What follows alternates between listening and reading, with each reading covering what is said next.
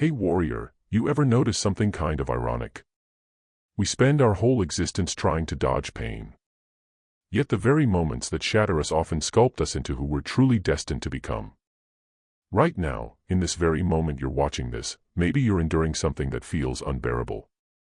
Perhaps you're just sitting in your vehicle after an exhausting day, feeling completely empty. Maybe you're staring at the ceiling at 2 a.m. questioning how everything crumbled so fast. Or possibly you're simply tired. Tired of acting like you're fine when you're not. Tired of that mask that's gotten too heavy to wear. Here's the perspective shift that could transform everything. While most people interpret their darkest hours as proof that the universe is against them, the ancient Stoics grasped something incredibly deep. Our deepest suffering frequently becomes our most profound instructor. The exact experiences we desperately flee from are the ones summoning us toward our most authentic strength. Marcus Aurelius, who governed an entire empire while enduring personal tragedies that would destroy most people, scribbled in his private journal, "The mind that seeks what's good, whether it attains it or not, is honored simply by the seeking." He wasn't penning this for public admiration. He was reminding his own soul that even amid loss, even during heartbreak, even when everything feels pointless, there's dignity in continuing to pursue what's good. I need to be straight with you about something. This video might bring tears to your eyes, and honestly, I'm not apologizing for that, because occasionally we need to truly feel the magnitude of our own resilience. Sometimes we need to acknowledge that we've made it through every difficult day so far. And that's genuinely significant. That's remarkable. You see, we exist in a society that constantly urges us to evade discomfort at any price. Scroll away from anything that stirs emotion. Purchase something to fill the void. Distract yourself until the emotion fades.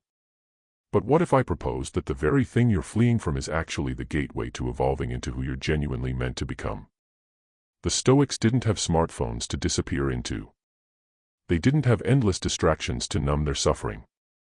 When Marcus Aurelius buried children, when Epictetus endured enslavement and torture, when Seneca confronted exile and death, they had to sit with their raw humanity. And through that sitting, they unearthed something we've forgotten. Our suffering isn't our adversary. Our hardships aren't proof of our fragility. They're the essential ingredients of our evolution. Right now, someone viewing this is wrestling with a battle nobody sees. Someone is mourning a loss that transformed everything. Someone is confronting a terror that seems larger than their bravery. And someone is questioning whether they possess what it takes to persevere. I'm here to share what the Stoics understood. You absolutely do. Not because you're superhuman, but because you're beautifully human. This isn't going to be another video telling you to just think positively or pretend your difficulties don't exist. This is about discovering how to move with your challenges, to uncover significance in your chaos, and to realize that the very things shattering your heart might be cracking it wide open to contain more love, more insight, more empathy than you ever imagined possible. So here's what I'm asking you to do right now. If any of this resonates, hit that like button. Not as a favor to me, but as a commitment to yourself that you're prepared to receive some truths that might feel uncomfortable yet remain essential. Leave a comment letting us know you're here fighting your own battles with bravery. Pass this along to someone who needs to be reminded of their own resilience.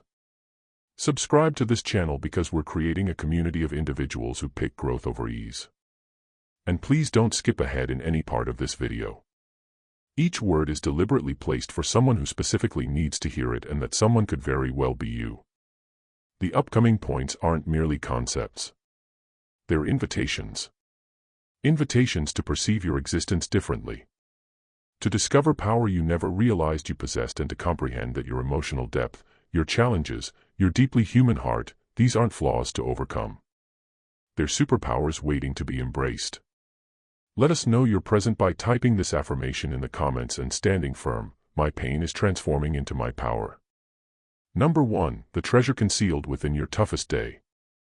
Let me share about the day that completely shifted my perspective, and perhaps it'll help you grasp why your most difficult day might actually be your greatest present. It happened on a Tuesday.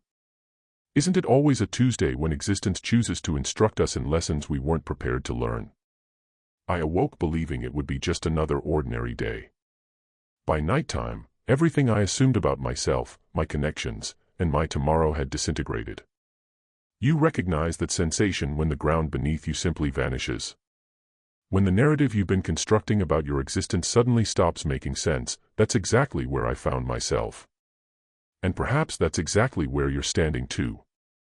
Here's what the Stoics comprehended that we've overlooked. Our most difficult days aren't penalties, they're revelations. Epictetus, who truly understood terrible days, instructed us, it's not what occurs to you, but how you respond to it that counts. But here's what we frequently miss. He wasn't speaking from comfort. He was declaring this as someone who had been enslaved, who endured having his leg broken by his owner, who forfeited everything society claimed made existence worthwhile. Yet from that profound human suffering, he unearthed something lovely. When external circumstances are removed, what remains is purely, authentically you. Your hardest day doesn't determine your worth. It reveals your essence. It demonstrates what you're constructed from when everything else falls apart. I recall sitting in my car that evening crying in ways I hadn't cried since childhood. Not the delicate tears you see in films, but the messy, soul-rattling kind that emerge from somewhere deep and exposed.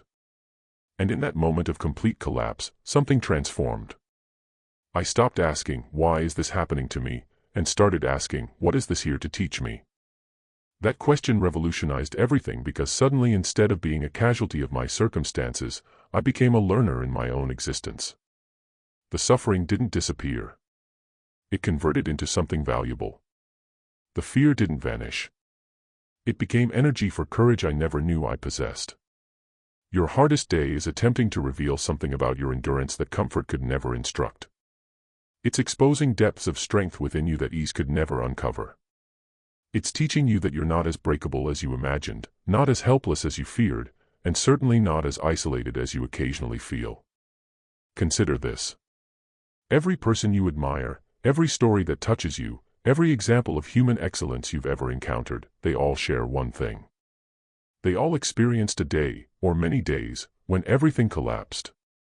And they all made the exact choice you're being invited to make right now, to let that breaking become a breaking open. The treasure concealed within your hardest day isn't immediately obvious. It's wrapped in bewilderment, tied with strands of suffering, and delivered at the worst possible moment. But inside that terrible gift lies everything you need to evolve into who you're truly meant to be. Inside resides the empathy you'll have for others who suffer. Inside waits the strength you'll require for challenges you can't yet imagine. Inside rests the wisdom that only comes from walking through fire and realizing you didn't burn. You were refined. Your hardest day isn't the conclusion of your story. It's the commencement of a richer chapter. Not richer because life becomes simpler, but richer because you become stronger, wiser, more compassionate, more genuine. If you're willing to let your toughest moments teach you, drop this in the comments. My hardest day revealed my finest self. Number 2, why your emotional depth is your hidden advantage. They told you that you feel excessively, didn't they? That you're overly sensitive, too emotional, too passionate. Maybe they expressed it with worry, maybe with annoyance, but the message came through clearly. There's something wrong with feeling so profoundly in a world that seems to reward emotional numbness. Here's what I wish someone had explained to you earlier. Your sensitivity isn't a defect to correct. It's an extraordinary ability you've been trained to conceal. Seneca, one of Rome's greatest thinkers, composed letters to his friends so emotionally honest, so vulnerable that 2,000 years later, they still bring people to tears. He wrote, "Every new beginning comes from some other beginning's end." But here's what's lovely about that statement. He wasn't composing it as detached philosophy. He was writing it through tears, through grief, through the kind of heartbreak that only someone who feels deeply can truly know. The Stoics weren't unfeeling automatons like people assume. They were the most emotionally intelligent individuals of their era. They experienced everything completely. They simply learned to experience it without being overwhelmed by it. There's a distinction between feeling profoundly and drowning in those feelings. Your sensitivity permits you to experience existence in high definition while others remain stuck watching black and white television. Do you know what your sensitivity genuinely represents? It's your capacity to perceive what others overlook. When someone is suffering, you feel it in your chest. When something is beautiful, it moves you emotionally. When something is wrong, your entire being recognizes it before your thoughts catch up. This isn't weakness. This is wisdom that can't be taught in classrooms. Your emotions aren't random. They're information. They're your internal guidance system attempting to communicate something important. When you feel anxious about a relationship, that's not you being overly suspicious. That's you perceiving genuine inconsistencies your logical mind hasn't yet processed. When you feel enthusiastic about an opportunity everyone else considers foolish, that's not you being naive. That's your intuition recognizing potential others can't perceive. The world requires people who feel profoundly. We need individuals who care so deeply it occasionally hurts because caring is what transforms things. We need people who can detect when someone is struggling behind their smile. Who can perceive beauty in a sunset so intensely they must pause and appreciate it. Who can sense injustice in their bones and feel driven to respond. Your tears aren't indications of weakness. They're indications that you're completely alive. Your intense emotions aren't problems to solve. They're gifts to appreciate. Your ability to feel another's suffering isn't a burden to bear. It's compassion in action. Stop apologizing for experiencing things profoundly. Stop attempting to numb what makes you human. Stop believing the deception that strength means feeling less. True strength means experiencing everything and still showing up, still caring, still choosing love even when it's frightening, still believing in goodness even when the world gives you reasons not to. Your sensitivity is your hidden advantage because it permits you to connect with people in ways that surface interactions never could. It allows you to create, to love, to inspire, to heal. Not despite your deep feelings, but precisely because of them. If you agree that sensitivity is your extraordinary ability, drop this in the comments. My sensitivity is my strength, not my weakness. Number 3, the skill of losing everything and discovering yourself. There arrives a moment in every person's existence when everything they believed they required gets stripped away.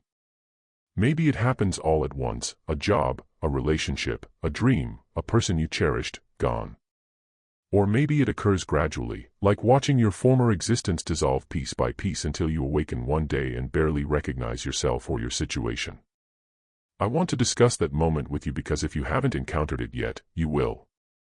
And if you're experiencing it right now, I need you to understand something. You're not falling apart. You're falling into alignment. Marcus Aurelius grasped this better than most. He wrote, "Loss is nothing else but change, and change is nature's delight." Easy words to read, much harder words to embody. But he wrote them as someone who lost children, who watched his empire deteriorate, who faced betrayals that would shatter most hearts. He wrote them because he discovered something profound in his losses. When everything external is removed, what remains is unshakably yours. There's something terrible and lovely about losing everything you thought defined you. It's terrible because it hurts in ways you never imagined possible. It's lovely because it compels you to encounter who you truly are beneath all the titles, roles, possessions, and relationships that were never genuinely you anyway. You remember the day you lost what you believed was your entire identity. The career you had constructed for years. The relationship you thought would last forever. The future you planned so thoroughly. All of it vanished in what seemed like moments. You sat in an empty apartment surrounded by boxes, feeling like a stranger in your own existence. But here's what nobody tells you about rock bottom. It's solid. You can build upon it. When you have nothing remaining to lose, you have everything to gain. When all your previous approaches stop functioning, you're compelled to discover new ones. When your former identity crumbles, you get to select who you become next. The skill of losing everything isn't about learning to release gracefully, though that comes with time. It's about learning to view loss as liberation. Every ending is clearing space for a beginning. Every door that closes is redirecting you toward a door that's intended for you. Every person who departs is creating room for the people who are meant to remain. Your losses aren't punishments for something you did incorrectly. They're not proof that you're insufficiently good, smart, or worthy. They're course corrections from a universe that understands better than you do what you actually need. They're invitations to cease trying to control outcomes and begin trusting the process. Consider a tree in winter. It appears dead, doesn't it? Bare branches reaching toward a gray sky. No leaves, no visible signs of vitality. But beneath the surface, in the roots, in the core, life continues. The tree is accumulating strength for spring. It's not dying. It's preparing for rebirth. That's you right now. If you're in a season of loss, you might feel empty, bare, fractured, but beneath the surface, in places you cannot see, you're accumulating strength for your next season. You're developing roots that will run deeper than anything you possessed before. You're preparing for a version of yourself that you cannot yet imagine. The skill of losing everything is truly the skill of discovering yourself. Not the self you assumed you were supposed to become, but the self you actually are. Not the self that requires external validation to feel worthy, but the self that recognizes its worth originates from within. Not the self that fractures when circumstances shift, but the self that bends and emerges stronger. Number 4, the beautiful truth about your shattered dreams. Right now, someone viewing this is grieving a dream that never materialized. Maybe it was the business that collapsed, the relationship that finished, the career that never launched, the life you designed that got derailed by circumstances beyond your control. You're sitting there questioning if you're a failure, if you should have pushed harder, if you're destined to always fall short of what you genuinely desire. Let me share something that might sound unusual initially. Your shattered dreams aren't failures. They're redirections toward something better than you could have envisioned. Epictetus taught us something transformative: don't demand that things happen as you wish. Instead, wish that they happen as they actually happen. But he wasn't teaching passive acceptance. He was teaching us that our attachment to specific outcomes frequently blinds us to better possibilities that are attempting to unfold. Imagine someone who spends 3 years chasing a dream that consumes every waking moment. They sacrifice relationships, health, rest, and happiness, everything for one vision of success. Then that dream suddenly collapses. And in the aftermath, it feels like they've wasted the finest years of their existence on something that was never meant to be. They feel angry at the universe, at themselves, and at everyone else who appears to be living their dreams while theirs lies in ruins. But here's what they couldn't perceive in the midst of that heartbreak. That shattered dream was actually breaking them open. It was clearing the path to discover new dreams they never even knew existed. The skills they developed while pursuing that path became the foundation for something completely different and far more fulfilling. The connections they established, the person they became, the resilience they built, none of it was wasted. It was all preparation for a life they couldn't have designed, but one that was perfect for who they were becoming. Your shattered dreams aren't proof that you're insufficient. They're proof that you're being summoned toward something that aligns with who you truly are, not who you assumed you should be. Sometimes we must lose the dreams that were never genuinely ours to create space for the ones that are.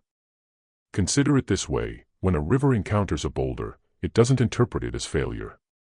It flows around it, discovering a new path that frequently turns out more beautiful than the original route. That boulder isn't stopping the river. It's creating a more interesting journey. Your shattered dreams are teaching you things about yourself that success never could. They're demonstrating that your worth isn't connected to accomplishments. They're revealing strengths you never knew you possessed. They're developing a kind of wisdom that only comes from having your heart broken open and choosing to keep it open anyway. Maybe the relationship that finished was protecting you from accepting less than the love you deserve. Maybe the job you didn't receive was steering you toward work that actually nourishes your soul. Maybe the dream that felt so important was actually too small for the person you're becoming. I'm not claiming it doesn't hurt. I'm not claiming you shouldn't mourn what didn't work out. Experience the disappointment completely. It's part of being human. But don't allow that grief to convince you that you're not meant for beautiful things. Don't allow one closed door to make you believe that all doors are closed. Your shattered dreams are composting into soil for new dreams to grow. Dreams that fit you better. Dreams that honor who you've become through the breaking and rebuilding. Dreams that you couldn't have imagined when you were still holding so tightly to the old ones.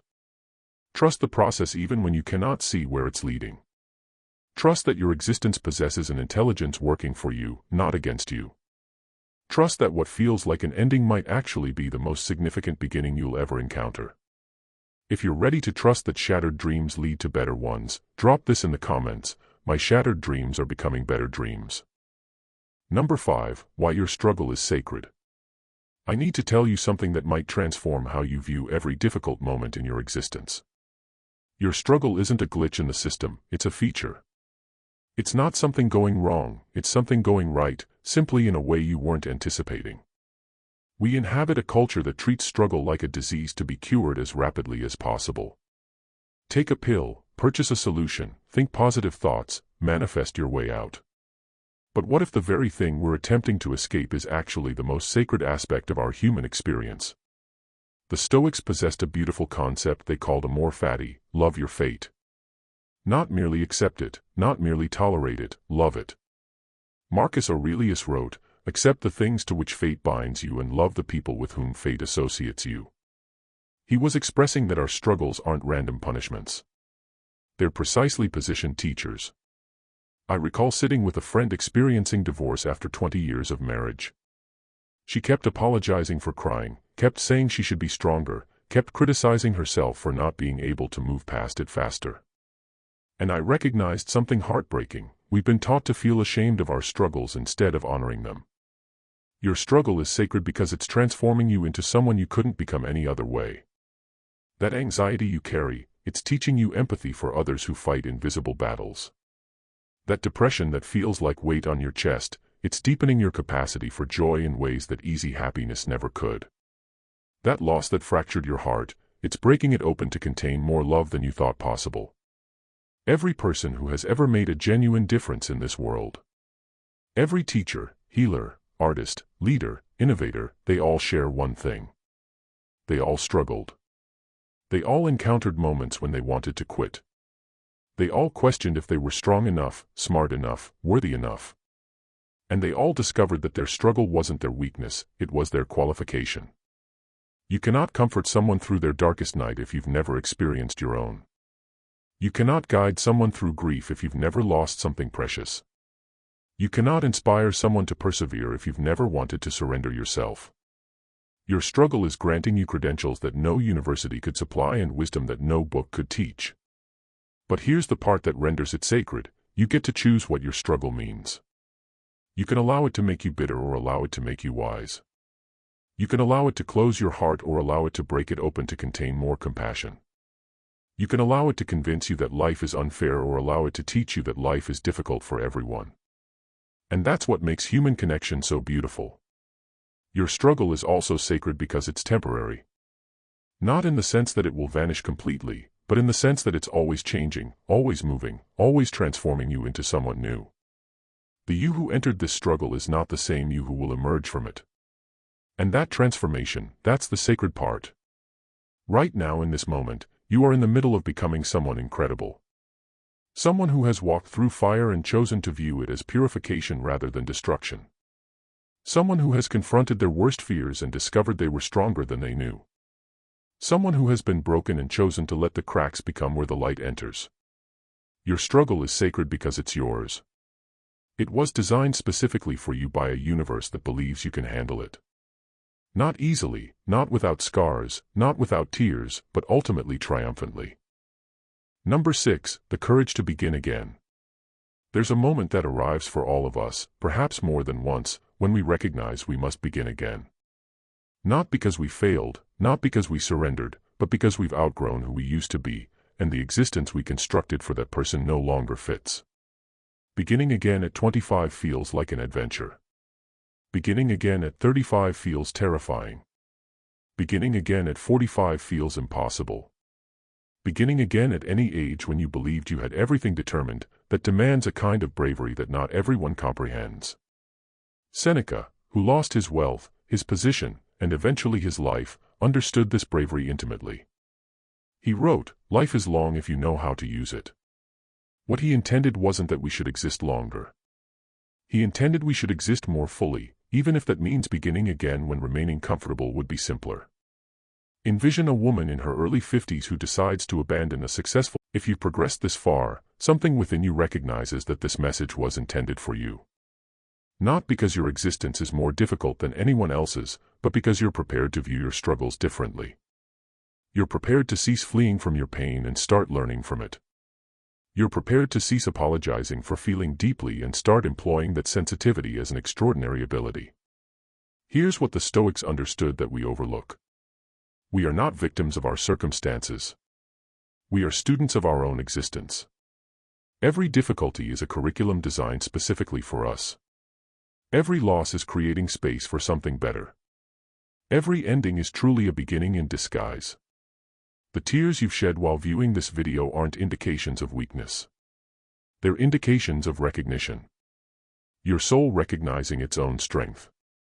Your heart remembering its own resilience. Your spirit awakening to its own power. You entered this world with everything you require to handle whatever comes your way. Not easily, not without scars, not without moments when you want to surrender, but ultimately successfully.